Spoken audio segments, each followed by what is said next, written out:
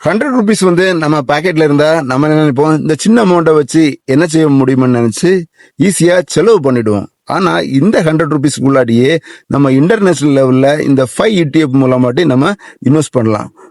ETF வந்து Motilal Oswal Nifty 500 ETF. இது வந்து இந்தியாவில் உள்ள டாப் 500 கம்பெனில வந்து இன்வெஸ்ட் பண்றாங்க. Second ETF UTI Nifty 10 years benchmark G2 ETF. இது வந்து இந்தியாவில் உள்ள சென்ட்ரல் கவர்மெண்ட் பாண்ட்ல வந்து இன்வெஸ்ட் பண்றாங்க. தேர்ட் ETF வந்து கோல்டு ETF. அதுவும் டாடா கோல்டு ETF 20 ரூபாய்க்கு உள்ளவே நம்ம வந்து இன்வெஸ்ட் பண்ண முடியும். ஃபோர்த் ETF வந்து சில்வர் ETF. அதுவும் டாடா சில்வர் ETF வந்து பிலோ 20 ட்ரேட் ஆயிட்டு இருக்கு. ஃபிஃப்த் ETF வந்து குளோபல் லெவல்ல நம்ம வந்து இன்வெஸ்ட் பண்றதுக்காக மரே அசட் ஹேண்ட்சம் டெக் ETF. இது வந்து சைனீஸ்ல எல்லா சைனீஸ் மார்க்கெட்லயும் இன்வெஸ்ட் பண்ணுவாங்க.